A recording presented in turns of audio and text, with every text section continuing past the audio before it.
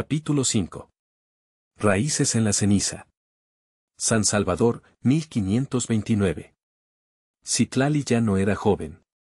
Tenía 26 años, pero se sentía como si tuviera 60.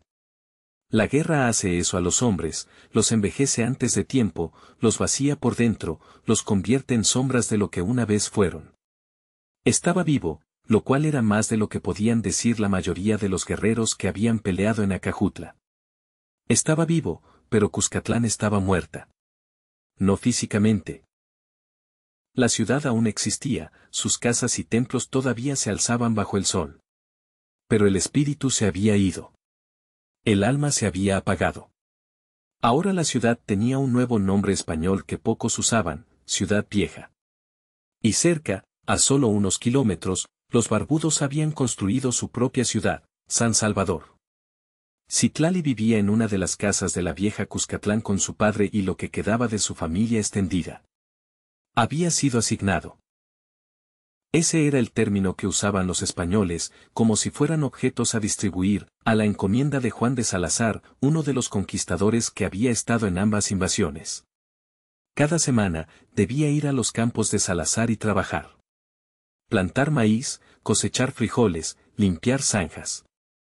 Trabajo que antes había hecho libremente, para su propia familia y comunidad, ahora lo hacía para un amo extranjero. Y cada domingo, debía ir a la iglesia que los españoles habían construido en San Salvador. Debía arrodillarse ante su Dios crucificado y repetir palabras en una lengua que no entendía. Debía fingir que creía. ¿Era eso o el castigo? ¿El látigo, el cepo, o peor? Así que Citlali fingía. Fingía creer en el Dios cristiano. Fingía ser un súbdito leal del rey de España. Fingía que su mundo no se había derrumbado. Pero por las noches, cuando estaba solo en el techo de su casa, mirando las mismas estrellas que habían guiado a sus ancestros, dejaba caer la máscara. Y se permitía recordar. Recordaba a Xóchitl. A su abuela. A Atlácatl. A los miles que habían muerto defendiendo su libertad. Y se preguntaba si su muerte había significado algo. Una mañana de febrero, mientras Citlali trabajaba en los campos de Salazar, escuchó voces alzadas. Se enderezó, apoyándose en su azada, y vio a un grupo de jinetes españoles entrando al pueblo. No era inusual. Los españoles iban y venían constantemente, cobrando tributo, inspeccionando el trabajo, llevándose a jóvenes para alguna nueva expedición. Pero este grupo parecía diferente. Más urgente. Más armado. Citlali vio a su padre salir de la casa comunal donde ahora vivía el encomendero. Tlacaelel había envejecido terriblemente en el último año. Su cabello era completamente gris. Caminaba encorvado, como si llevara un peso invisible. Los españoles hablaron con él brevemente, luego cabalgaron hacia San Salvador. Tlacaelel se quedó mirándolos irse, su expresión inescrutable. Esa noche, cuando Citlali regresó del campo, encontró a su padre sentado afuera de la casa, mirando el atardecer. ¿Qué querían los barbudos?, preguntó Citlali. Hay problemas en Sinacantán, dijo su padre. Los pipiles allí se han rebelado. Mataron a su encomendero y huyeron al peñón. Citlali sintió un destello de algo en su pecho. ¿Esperanza? ¿Orgullo? ¿Y qué van a hacer los españoles? Lo que siempre hacen. Enviarán soldados. Sitiarán el peñón. Y cuando los rebeldes se rindan o mueran de hambre, los ejecutarán a todos como advertencia. No podemos. ¿Qué? Tlacaelel lo miró con ojos cansados. ¿Unirnos a la rebelión? ¿Arriesgar todo lo que queda de nuestro pueblo por una causa ya perdida? Atlácatl nunca habría. Atlácatl está muerto, la voz de su padre era súbitamente dura. Como están muertos todos los que siguieron ese camino. Nosotros estamos vivos. Y si queremos seguir vivos, si queremos que nuestra gente sobreviva, debemos aprender a vivir en este nuevo mundo. Citlali apretó los puños. ¿Y simplemente aceptamos ser esclavos? No somos esclavos. Somos, Tlacaelel se detuvo, buscando las palabras. Somos sobrevivientes. Hacemos lo que debemos para sobrevivir un día más, una semana más, un año más. Y tal vez, si sobrevivimos lo suficiente, nuestros hijos encontrarán una manera de ser libres nuevamente. ¿Realmente crees eso? Su padre no respondió. Simplemente miró el sol que se ponía sobre las montañas, tiñendo el cielo de rojo sangre. La rebelión en Sinacantán terminó como Tlacaelel había predicho. Los españoles enviaron soldados. Los rebeldes se refugiaron en el Peñón, una formación rocosa natural que era casi inexpugnable. Pero los españoles no atacaron directamente. Simplemente rodearon el Peñón y esperaron. Después de 3 semanas, los rebeldes no tenían comida ni agua. Bajaron, con las manos vacías, esperando misericordia. No la hubo. Los líderes fueron ejecutados en la plaza de San Salvador. Los demás fueron marcados en la cara con hierro candente, una S y un clavo, símbolos de esclavo y conquistado, y vendidos. Citlali fue forzado a presenciar las ejecuciones. Todos los indios de la región no fueron. Era una lección, dijeron los españoles. Una advertencia de lo que sucedía a los rebeldes. Citlali vio morir a hombres que había conocido. Guerreros que habían peleado en Acajutla. Hombres con familias, con hijos, con sueños. Y no pudo hacer nada excepto mirar. Esa noche, por primera vez desde la muerte de Xóchitl, Citlali lloró. Los meses pasaron. Primavera dio paso a verano, verano a la temporada de lluvias. La vida continuaba, porque la vida siempre continúa, incluso bajo ocupación. Citlali aprendió a navegar el nuevo orden. Aprendió cuánto trabajo podía evitar sin ser castigado. Aprendió qué oraciones cristianas debía memorizar para satisfacer a los sacerdotes. Aprendió a bajar los ojos cuando pasaban los españoles, a moverse humildemente, a nunca mostrar orgullo o desafío. Aprendió a sobrevivir. Pero sobrevivir no era vivir. Era existir. Era el movimiento de un cadáver que aún no sabe que está muerto. Un día, mientras trabajaba en los campos, un joven se acercó a él. Era un muchacho de tal vez 18 años, de un pueblo cercano que Citlali no conocía bien. ¿Tú eres Citlali?, preguntó el joven en voz baja. ¿El que peleó en Acajutla? Citlali miró alrededor, asegurándose de que ningún español estuviera cerca. Sí. ¿Por qué? Porque necesitamos hombres como tú. Hombres que recuerdan cómo pelear. Ya no peleo. La guerra terminó. No para todos, el joven se inclinó más cerca. Hay un grupo. En las montañas del este. Están organizando resistencia contra los barbudos. Dicen que un gran líder está uniendo a los lencas. Dicen que pronto atacarán. Citlali sintió ese destello de nuevo. Esperanza. Peligrosa, temeraria esperanza. ¿Cómo se llama este líder? Lempira. El señor de la sierra. El nombre no significaba nada para Citlali. Pero la idea, de resistencia continua, de guerreros que aún peleaban, era intoxicante. ¿Y qué quieres de mí? Únete a nosotros. Trae a otros pipiles. Juntos podemos. No, la palabra salió más dura de lo que Citlali había intentado. El joven parpadeó, sorprendido. No. No, repitió Citlali. He visto demasiadas rebeliones. He visto demasiados hombres morir. Y siempre termina de la misma manera, con los españoles victoriosos y nuestro pueblo sangrando. Pero si no peleamos, entonces sobrevivimos.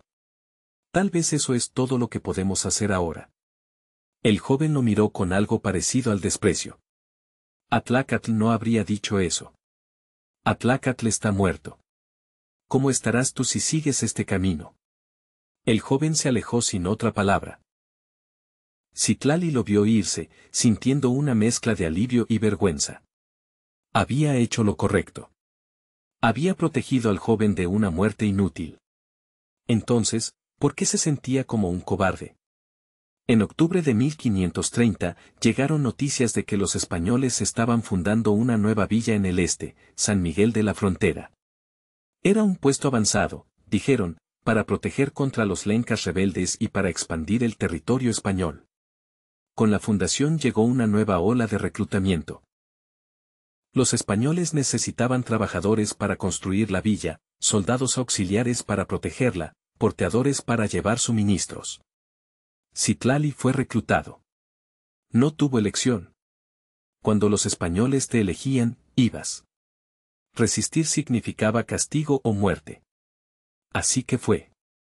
Dejó a su padre en Cuscatlán, ciudad vieja ahora, debía recordarse, y marchó hacia el este con 200 otros pipiles reclutados. El viaje tomó 2 semanas. Caminaron por senderos que Citlali nunca había visto, a través de territorios que habían pertenecido a los lencas desde tiempos inmemoriales. Vio pueblos quemados, campos abandonados, peñones donde los lencas se refugiaban de los invasores. Era Cuscatlán otra vez. La misma historia repitiéndose, solo que con diferentes protagonistas. Llegaron a San Miguel a principios de noviembre. Era apenas una villa, una docena de casas de adobe, una empalizada de madera, una iglesia a medio construir. Pero los españoles ya estaban distribuyendo tierras, asignando encomiendas, estableciendo su dominio. Luis de Moscoso, el comandante español, reunió a los trabajadores indios. Construirán esta villa, dijo a través de un intérprete. Casas, iglesia, murallas. Y cuando esté terminada, algunos de ustedes se quedarán aquí permanentemente. Los demás podrán regresar a sus pueblos. Era mentira, por supuesto.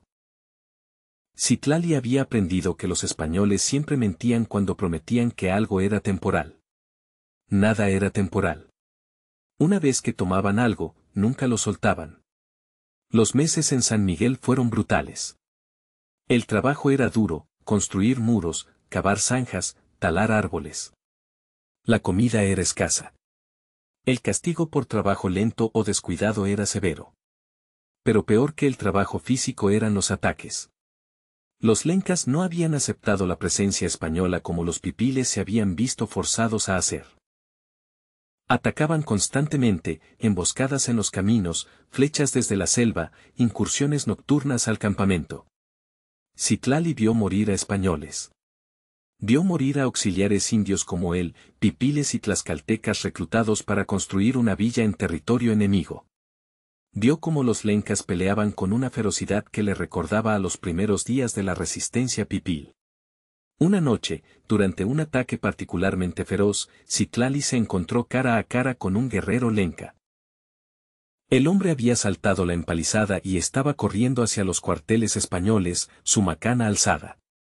Citlali podría haberlo dejado pasar. Podría haberse hecho a un lado y dejado que el lenca matara a algunos españoles. Pero los instintos de supervivencia eran más fuertes que la solidaridad. Si los lencas mataban a suficientes españoles, los españoles tomarían represalias contra todos los indios, incluidos los auxiliares pipiles. Citlali levantó su azada. No le daban armas reales, solo herramientas, y golpeó al guerrero lenca en la cabeza. El hombre cayó. Citlali lo miró, este desconocido que estaba peleando la misma batalla que él había peleado años atrás. Lo siento, murmuró en náhuatl, aunque sabía que el lenca no entendería. Lo siento. El guerrero lenca murió sin recuperar la conciencia. Y Citlali se sintió como un traidor. En enero de 1531, llegó un corredor de San Salvador con órdenes, la mitad de los trabajadores pipiles podían regresar.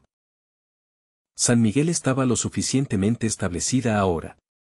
Ya no necesitaban tantos brazos. Citlali estaba entre los elegidos para regresar. Debería haber estado feliz.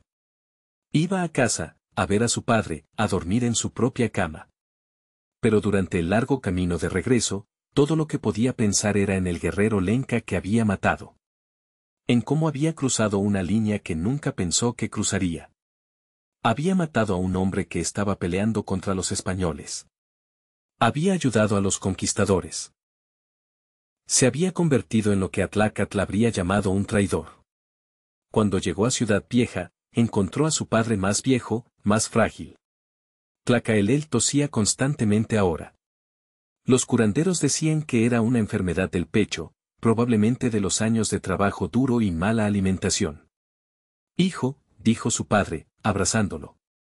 Pensé que no volvería a verte. Estoy aquí, padre. Esa noche, Citlali le contó todo. El trabajo en San Miguel. Los ataques lencas. El guerrero que había matado. Tlacaelel escuchó en silencio. Cuando Citlali terminó, su padre suspiró. Hiciste lo que tenías que hacer para sobrevivir. Maté a uno de los nuestros. Él no era uno de los nuestros. Era lenca. Somos pipiles. Son pueblos diferentes. Pero peleaba contra los mismos enemigos. Sí, Tlacaelel miró a su hijo con ojos tristes. Esa es la victoria final de los españoles, ¿no lo ves? No solo nos conquistan. Nos hacen conquistarnos unos a otros. Nos convierten en herramientas de nuestra propia opresión. Entonces, ¿qué hacemos? Sobrevivimos. Es todo lo que podemos hacer. Sobrevivimos y esperamos que, algún día, nuestros descendientes encuentren una manera de ser libres nuevamente. Era la misma respuesta de siempre. Y Citlali empezaba a temer que fuera la única respuesta que tendrían jamás. Los años pasaron. 1532, 1533. 1534, la vida bajo dominio español se convirtió en la nueva normalidad. Las encomiendas se establecieron firmemente. Los españoles importaron ganado, reses, ovejas, cerdos, que pastaban en campos que una vez habían sido cultivados por indios. Construyeron haciendas. Plantaron trigo español junto al maíz indígena. Los sacerdotes llegaron en mayor número. Franciscanos principalmente, algunos dominicos. Bautizaron a todos los que no habían sido bautizados aún. Enseñaron oraciones en latín. Destruyeron los últimos ídolos que encontraron. Y lentamente, muy lentamente, los niños que nacieron bajo dominio español no conocieron otro mundo. Para ellos, los españoles siempre habían estado allí. La antigua libertad era solo una historia que contaban los abuelos. Citlali veía esto y sentía una profunda tristeza. No era solo que hubieran perdido su libertad. Era que estaban perdiendo la memoria de haberla tenido alguna vez. Su padre murió en la primavera de 1535, tosiendo sangre hasta el final. Sus últimas palabras fueron: no olvides quiénes somos. No dejes que nos borren completamente. Citlali prometió que no lo haría. Pero era una promesa difícil de mantener. En julio de 1535, las noticias llegaron como una tormenta eléctrica: los lencas se habían unido bajo un solo líder. Su nombre era Lempira. Y estaba reuniendo un ejército para expulsar a los españoles definitivamente. Citlali escuchó las noticias con sentimientos encontrados. Parte de él admiraba a los lencas por seguir peleando. Parte de él los compadecía por no entender que la causa estaba perdida. Pero la parte más grande de él, la parte que había crecido cansada y cínica después de años de derrota, simplemente se sentía entumecida. Otro levantamiento. Otra rebelión condenada. Más muertes inútiles. Los españoles se movilizaron inmediatamente. Llamaron a todos los encomenderos. Reclutaron a auxiliares indios. Prepararon una expedición masiva para aplastar esta rebelión antes de que se extendiera. Y Citlali, por supuesto, fue reclutado nuevamente. Esta vez no iba como trabajador. Esta vez iba como soldado auxiliar. Le dieron una macana, no tan buena como la que había llevado en Acajutla, pero un arma real. Le dieron una túnica de algodón. Le dieron órdenes de marchar hacia el este y ayudar a destruir a los rebeldes lencas.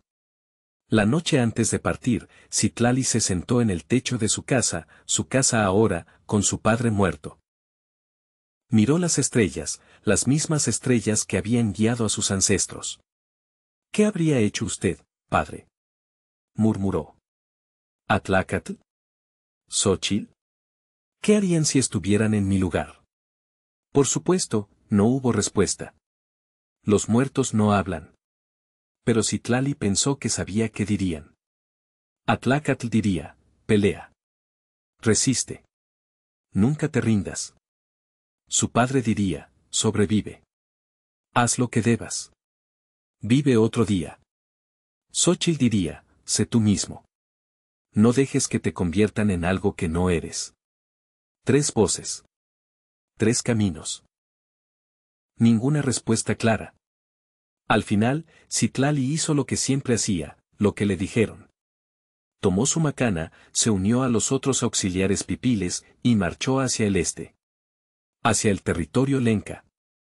Hacia un guerrero llamado Lempira que estaba a punto de hacer su última resistencia. Y Citlali se preguntaba qué papel jugaría él en esa historia. ¿Sería un héroe, uniéndose a los rebeldes? ¿Un traidor, peleando por los españoles? ¿O simplemente otro sobreviviente, atrapado entre 2 mundos, perteneciendo a ninguno? No lo sabía. Pero pronto lo descubriría. Porque la guerra del Empira estaba a punto de comenzar. Y esta vez, Citlali tendría que elegir un lado.